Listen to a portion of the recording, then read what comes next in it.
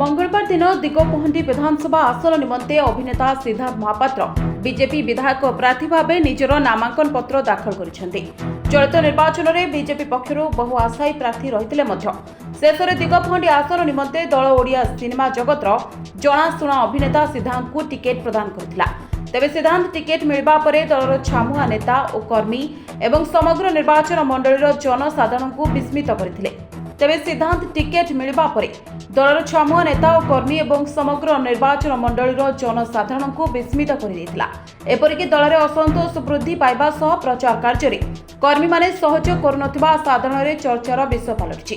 पूर्व से बीजेडी लोकसभा आसनरू दुईथर निर्वाचन लड़ी ब्रह्मपुर सांसद भावे विजयी होते, किंतु चलित निर्वाचन में बीजेपी पक्षर निर्वाचन लड़िबा पई संपूर्ण भावे निजको प्रस्तुत करछथि। तेणु से दलर समस्त कर्मकर्ता को सहयोग करबा पई निवेदन करछथि।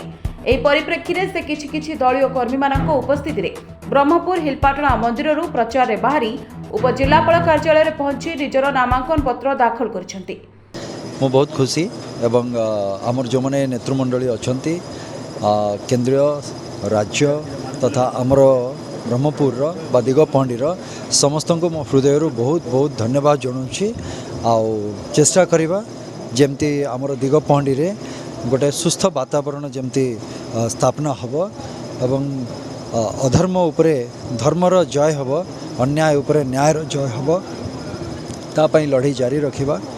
आ सबुठ बड़ कथा जोटा आमर माननीय प्रधानमंत्री जो सबका साथ सबका विकास सबका प्रयास सबका विश्वास जो कहिचंती, निश्चित भाव में आम समस्ते मिलमिशिकी सेटा जितवा सर्वसाधारण चेष्टा करूँ। समस्त आशीर्वाद समस्त भली पाइबा नहीं निश्चित भाव में आम निर्वाचन को ओह्लैबू, किंतु परिशेष में मुझे ये निर्वाचन हूँ दिगपहंडी जनसाधारणकर एवं से माने ही निर्वाचन लड़े। ये निर्वाचन मु लड़ूनी से माने ही लड़े जो न्यायिक प्रक्रिया कहली से मुझे सैनिक।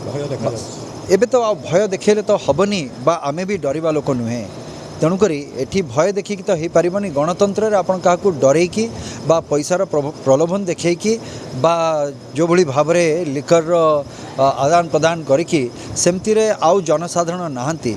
जनसाधारण सचेतन हेलेनी आउ सेमाने भी चाहूचंती दिगपहंडीर जनसाधारण सहित सारा ओडिशार जनसाधारण चाहूचंती गोटे परिवर्तन। ब्रह्मपुर मनोज पंडा रिपोर्ट न्यूज एक्स ओडिया।